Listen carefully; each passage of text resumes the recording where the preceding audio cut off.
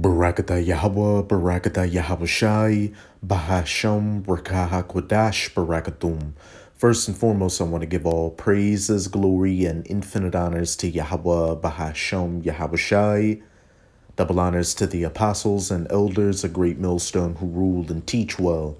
In peace and salutations to you sincere Akim out there, pushing this word in truth and sincerity to the four corners of the globe. May you brothers endure until the end. This is the brother Ra'aya with another video, and I'm going to start it off in Isaiah 66 verse 15. For behold, Yahweh will come with fire, and with his chariots like a whirlwind, to render his anger with fury and his rebuke with flames of fire. And the chariots of the Most High are what people ignorantly refer to as so-called UFOs, so-called flying saucers. They're really the heavenly vehicles of the Most High that are about to come to do two things. One, make war against the heathen nations, chiefly the biblical Edomites, or so-called white people. And two, to save the elect of the nation of Israel, the nation of Israel consisting of you so-called Negroes, Latinos, and Native Americans, as well as the Israelite foreigners who look like these heathen nations. And leading this charge is going to be the Son of the Most High, Yahawashi Hamashiach, whom the world ignorantly refers to as so-called Jesus Christ. And I opened up the video with this verse to preface a few bits of information, beginning with this article from the JerusalemPost.com titled, Alien Expert, really so-called alien expert, they don't come in peace. And like I just said, the chariots are coming to do two things, and one of them includes making war against the heathen nations, as it said, to render his anger with fury and his rebukes with flames of fire. Malcolm Robinson has researched so-called UFO sightings and alien abductions for decades and is one of the experts in the field. And I'm only going to read a little bit of this information because it's really bugged out talking about alien abductions and stuff like that. And those so-called aliens are actually the angels of the Most High piloting the chariots, and they don't look like little green men. They have the appearance of so-called dark-skinned Negroes with woolly beards and afros. And if this guy, Malcolm Robinson, was such an expert on UFOs and aliens, he would know that. But he's clearly bugged out like the majority of people out here. And I bet if you asked him to break down any of these scriptures dealing with the chariots or the aliens, he'd go back to talking about little green men and extraterrestrials trying to phone home. Malcolm Robinson is one of the leading alien experts in Britain and wrote over 10 books on the subject, 10 books of bugness, after analyzing lots of incidents connected with aliens during the last decade. While according to him, most alien sightings have relatively simple explanations, Robinson claims that there are still a lot of sightings he couldn't explain. The mystery is real. Talking to the Daily Star, he said, whilst a large proportion of UFOs, unidentified flying objects, can be explained away as having natural explanations, only a few remain, and it is to the small 1% that I and my colleagues worldwide are trying to get to the bottom of. What is in no doubt is that the UFO enigma is real, very real, and it has been with us throughout time. And he's at least right on that point. The chariots have been around for all of human history. We see this in Renaissance paintings and old cave paintings, these strange shapes and entities. And the chariots don't abide by man's so-called understanding of physics and reality. The chariots are heavenly vehicles that can do whatever they want, change any size, shape, go at any speed, etc., etc. When asked about what they could want from us, Robinson answered, "They have an agenda, for sure. We can but speculate. I wouldn't say they are peaceful due to the thousands of UFO abductions worldwide, but I mainly wanted to harken on this point right here. They have an agenda, for sure. We can but speculate. I wouldn't say they are peaceful." And the Chariots definitely do have an agenda. Like I said, they're coming for two things: to be the vehicle of destruction for you heathen nations as rulerships and kingdoms, them not coming in peace, and also to be the vehicles of salvation for the elect of the nation of Israel. But now let's get back into these precepts. This is Revelation chapter 1. I'm going to start at verse 1. The revelation, or the revealing, of Yahawashi Hamashiach. The revelation of Yahawashi Hamashiach, which the Most High gave unto him, to shew unto his servants things which must shortly come to pass. And we're living in the times when these things are will shortly come to pass. Really the last seconds of the last days before Yahawashi's second coming to save his elect and make war against the heathens. And he sent and signified it by his angel unto his servant John. Now I'm going to jump down to verse 7. Behold, he, Yahawashi, cometh with clouds, the chariots. And in the scriptures, clouds can be symbolic for the chariots. This is Psalms 104, verses 1 to 3. Bless Yahweh, O my soul, O Yahweh my power. Thou art very great. Thou art clothed with honor and majesty, who coverest thyself with light as with a garment, who stretchest out the heavens like a curtain, who layeth the beams of his chambers in the waters, who maketh the clouds his chariot, who walketh upon the wings of the wind. Behold, he cometh with clouds, chariots, and every eye shall see him. When Yahawashi makes his second coming, everybody on the face of the earth will see it. As that old saying goes, the revolution will not be televised. The chariot that Yahawashi is returning in alone, that fathership, was so massive that Esdras, as he said in 2nd Esdras chapter 13, it was so massive that he couldn't see the end of it. And just think about that scene from that movie Independence Day, when those UFOs first showed up on Earth. They were massive, and everybody stopped what they were doing to see what they were. You had people getting in car crashes because they were looking, etc., etc. These Hollywood producers get their ideas from the scriptures. But hey, these heathens, chiefly these Edomites, aren't going to beat Yahawashi and the angels and the chariots with a computer virus. It's going to be much different in the Most High's movie. The Most High, through his son Yahawashi and those fleet of chariots, are going to completely wipe the floor with these heathens and their military might. Just read Revelation chapter 12, verse 7. Michael, the archangel Michael, who's also coming with Yahawashi and his angels, that fleet of chariots, against the dragon and his angels, that dragon being Esau Edom's main power structure, this last leg of the fourth beast in Daniel chapter 2, those iron toes mixed with miry clay, the reincarnated Roman Empire, the NATO-EU alliance that the U.S. is a part of. So the dragon and his angels, Esau's military might, his fighter jets, and his Space Force assets. Because you've been hearing these different heathen, chiefly Edomite governments talk about building up a Space Force, and they're not doing that to mainly shoot down Russian and Chinese spy satellites.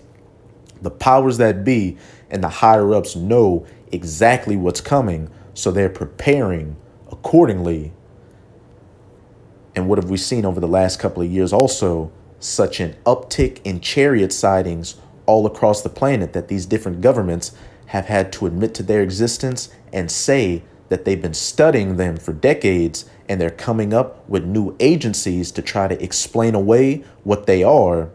And also with the men of the Lord, the prophets of the Most High, chiefly through GMS or Great Millstone, out on the highways and byways preaching this word, as well as putting video epistles like this online, perfectly breaking down what so-called aliens and UFOs are, the powers that be. They see the message, so again, they're preparing accordingly. As it says in Jeremiah chapter 50, the king of Babylon hath heard their report, and he waxed weak and feeble and was afraid. But again, behold, he cometh with clouds, and every eye shall see him, and they also which pierced him.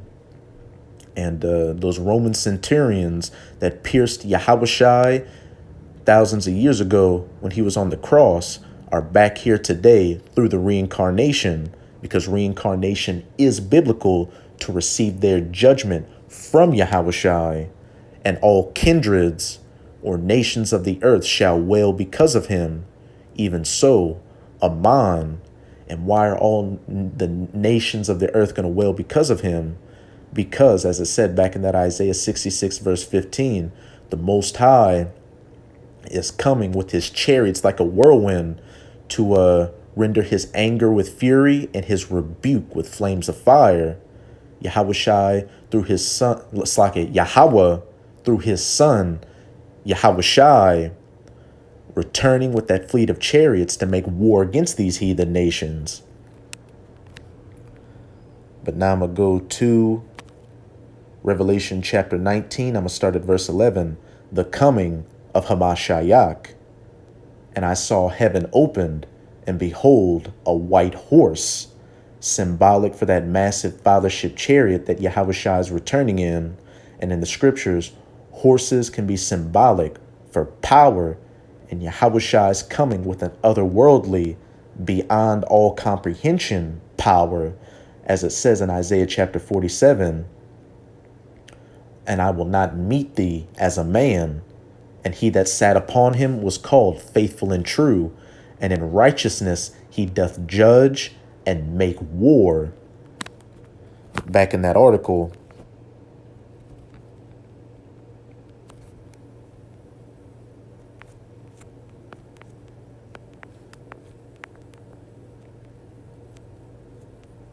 they have an agenda for sure. We can but speculate. I wouldn't say they are peaceful. Alien expert, they don't come in peace. And in righteousness he doth judge and make war. His eyes were as a flame of fire, and on his head were many crowns, symbolizing Yahushua coming to take away the rulership of these heathen nations. And he had a name written that no man knew, but he himself. Verse 13, and he was clothed with a vesture dipped in blood, symbolic for the mass death and destruction that Yahushua is going to be bringing, chiefly against you Edomites,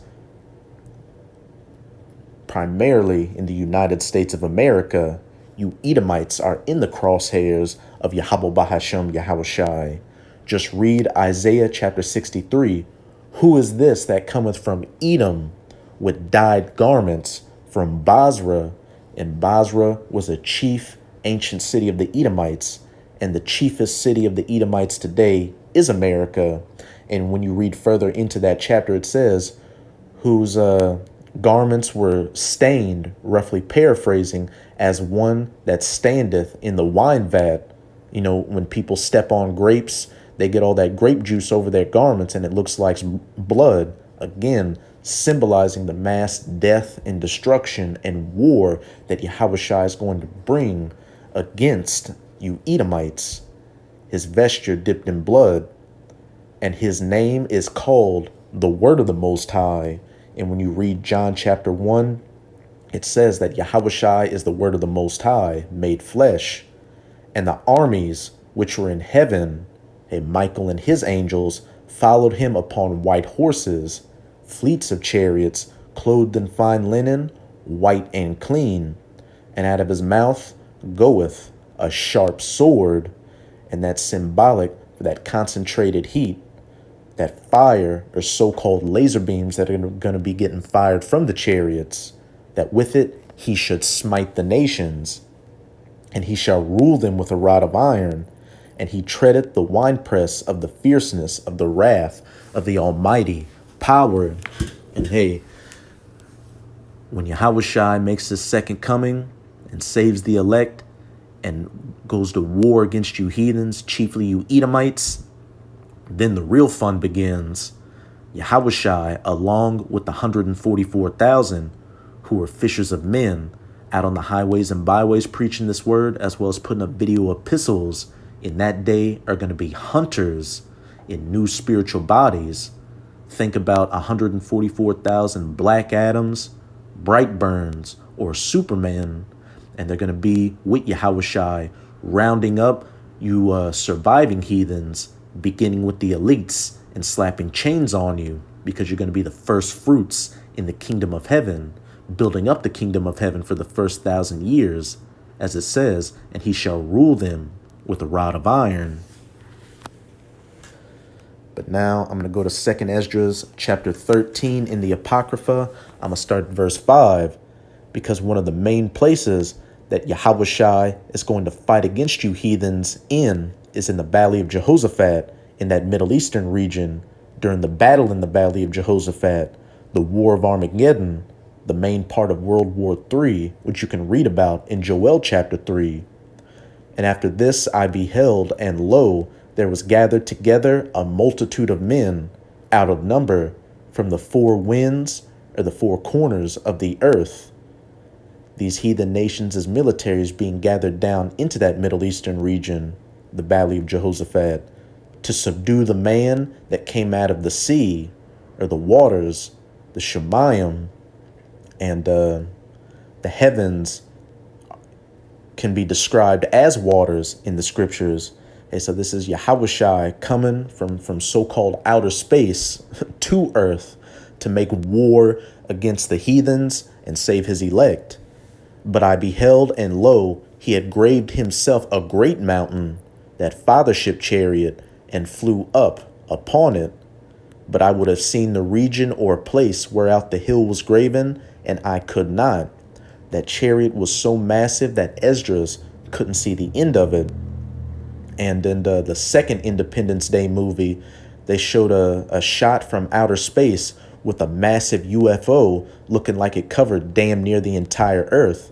And then also in that second Independence Day, the humans had created a space force with space fighting vehicles to fight the aliens' so-called second coming, their return.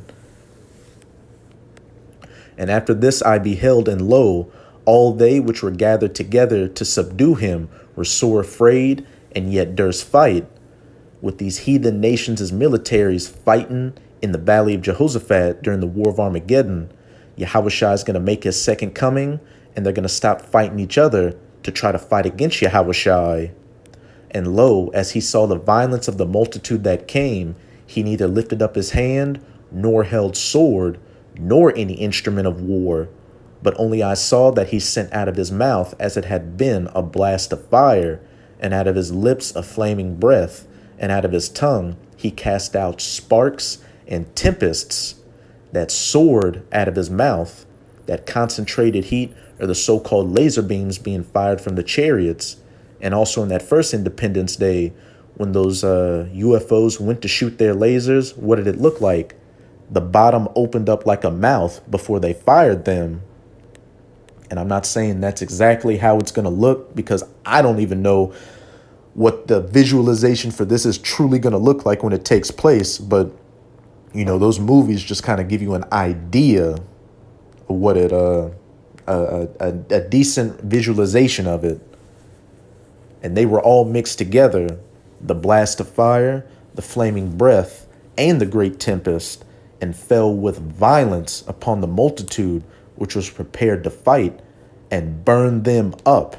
Everyone, like I said earlier, it's going to be a no contest, a first round knockout when you heathens and your Tinker Toy Lego playset militaries try to fight against Yahushai and the heavenly armies. Hey, Revelation chapter 12, verse 7 to 8. And the dragon his angels fought against Michael and his angels, and their place was no more found in heaven. They were cast down to the earth, so that upon a sudden of an innumerable multitude, nothing was to be perceived but only dust and smell of smoke. When I saw this, I was afraid. Hey, these troops and their military equipment just getting burnt to a crisp. And where it says, and nothing was to be perceived but only dust and smell of smoke. Hey, another visualization of that was that Tom Cruise movie, War of the Worlds. Because when those people were getting hit by those lasers from the tripods, what did they turn into? A pile of smoke, a pile of dust, smoke. But now I'm going to go to this clip on Yoram, Yah servant of Yahushai's Instagram page. And this is a TikTok clip from the free zone. And this just goes to show the absolute power of the chariots of Yahweh Bahasham Yahushai, and how you heathens, chiefly you Edomites, just further stand no chance against them. These craft could do things that the Russians could not. One of the incidents was an ICBM base in the Ukraine. Colonel Sokolov says that a giant UFO appeared over this base. These are missiles that are trained to go to New York and Los Angeles. They're very serious stuff there. It's a very secure facility. Giant UFO appears over this base. It splits into pieces, and then it melds back apart, and it performs this dazzling display for a couple of hours. The base is on high alert, and all of a sudden the nuclear control facilities lights up like a Christmas tree, and whatever this thing was, it entered the launch control codes. The missiles were enabled, they start firing up, they're ready to go, and then poof, UFO goes away, the whole thing shuts down, it goes back to normal. Colonel Sokolov said he and his team sent there to investigate it. They took the machines apart, could not figure out what it had done, and he told me on camera, we think that they were sending us a message that these are your most powerful weapons, but we're not impressed. Same kind of thing happened here. Point blank period. These are your most powerful weapons, and we're not impressed. Yahweh Bahasham Yahushai is in so much control that they're even going to be in control of the nuclear missiles that are going to be shot during World War III. This is Joel chapter 2. I'm going to start at verse 1. The terrible visitation. Blow ye the trumpet in Zion, and sound an alarm in my holy mountain. Let all the inhabitants of the land tremble, for the day of Yahweh cometh, for it is nigh at hand. A day of darkness and of gloominess, a day of clouds and of thick darkness, as the morning spread upon the mountains. A great people and a strong. Speaking of these nuclear weapons, there had not been ever the like, referring to how these nuclear weapons came about very recently, beginning with those 2 atomic bombs dropped on Nagasaki and Hiroshima during World War II. Neither shall be any more after it, even to the years of many generations. When those nuclear missiles are fired, every single one of them is going to be used. And when the dust settles and Yahushai and the 144,000 go to enslave you remaining heathens, they're never going to allow you to build weapons of war anymore. A fire devoureth before them, speaking of that warhead at the front of the missile, and behind them a flame burneth, that rocket booster at the back. The land is as the Garden of Eden before them. Places look normal. Cities, parks, forests, people going about their daily lives, and behind them a desolate wilderness. When those nuclear missiles hit, these places are turned into desolate wastelands, like Fallout or Mad Max. Yeah, and nothing shall escape them. The appearance of them is as the appearance of horses, and as horsemen, so shall they run. Like the noise of the chariots on tops of mountains shall they leap, like the noise of a flame of fire that devoureth the stubble, as a strong people set in battle array. And you got to remember that when the prophets saw these visions thousands of years ago, they didn't know what a modern day nuclear missile was. They weren't going to say a Satan II or a hypersonic Zircon missile or anything like that. They described it the best way they could with what they knew during their times. Ancient weapons of war like bows and arrows, which what do missiles look like? Arrows, chariots, horsemen, javelins, spears, soldiers, etc., etc. Behold their face, Slakia, before their face, the people shall be much pained. All faces shall gather blackness, or ash, or soot. People getting burned up by these nuclear missiles. And here's the main points I wanted to get to. They shall run like mighty men. They shall climb the wall like men of war. They shall march everyone on his ways, and they shall not break their ranks. Neither shall one thrust another. They shall walk every one in his path, and when they fall upon the sword, they shall not be wounded. As it said, and they shall march every one on his ways, and they shall not break their ranks. Neither shall one thrust another. They shall walk every one in his path.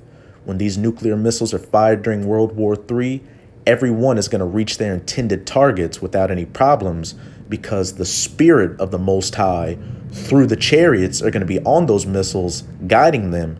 And like we just saw from that TikTok clip, you had chariots show up over a Russian nuclear facility and completely took control of the nuclear missiles. And the same things have happened in the U.S., so-called UFOs showing up over nuclear weapons facilities and turning on the launch sequences and then turning them off at the last second. Yahweh Bahashem, Yahweh Shai is in complete control of everything out here. And everything's going to run smoothly. Prophecy will be fulfilled without any problems. And when they fall upon the sword, they shall not be wounded. And that sword is symbolic for these anti-missile defense systems, which are also going to fail in that day because the spirit of the Most High is going to be on them to fail, so those missiles can again reach their targets without any problems. But now I'm going to go to one more piece of information from a TikTok page called Seeds of G, and it's titled, "You Will Never Look at the Sky the Same Way After This. I Am Shook." And I'm just going to let you be the judge of this clip. But remember, as it said in Psalms 104, who maketh the clouds his chariots. And then in that Independence Day movie, when those UFOs broke into the Earth's atmosphere, they literally came in clouds, and then the clouds of fire broke apart and the ships came out of them. Hi guys, I was terrified to post this, but I'm going to anyway. I took this shot this day because I noticed this big, long, black cloud in the sky, and I played with the lighting on it because I saw a guy on TikTok playing with the lighting on things in the sky and noticed that when I did, it still stood out. And guys, brace yourself for this. First of all, I'm going to apologize for the shaking and the glare of my filming, but I'm not techie, I'm not good with the camera, but I adjusted the lighting and decided to zoom in and film. And you guys, this is what was inside of this dark cloud in the sky on October 31st, 2022. Like, what? What is this? Do you see this? Can you guys see this?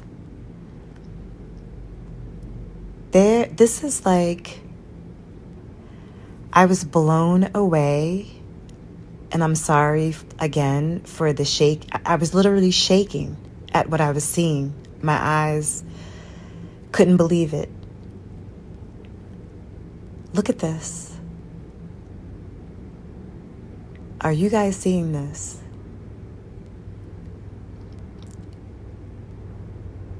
I'm trying to get as close as possible as I can. This literally shook me to the core. This is supposed to be a cloud, guys. A cloud in the sky.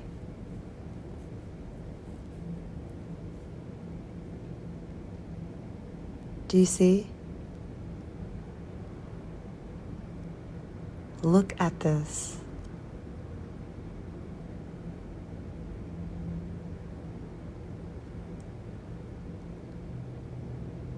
This is absolutely unbelievable. This is like, I don't know, is it the inside of a ship?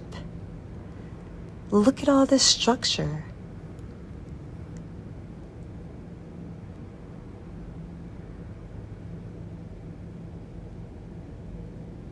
This is unbelievable. If you can zoom in even more, try to, because this looks like an entire city or maybe the inside of a ship in the sky. You are never going to look at the sky the same ever again. These dark clouds are not clouds. They are cloaked ships. Look at this. There is a whole entire world inside of here. I don't even have the words.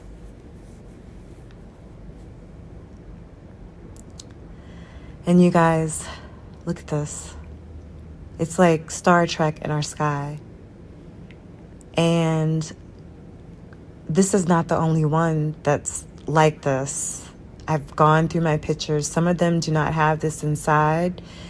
It looks a little different, and some of them are exactly like this. And this is the wildest thing I've ever seen in my life. Look at that. Oh my gosh. Hopefully nothing happens to me for posting this, guys. If it does, fight for my life, please.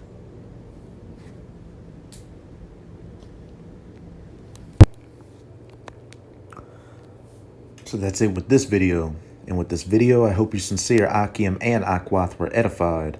Just keep strong. We're almost out of this final wicked captivity of the heathen nations, chiefly of the Edomites. And as always, I'm going to say Abad Babol, Kwam Yasharallah, and until next time, Shalom.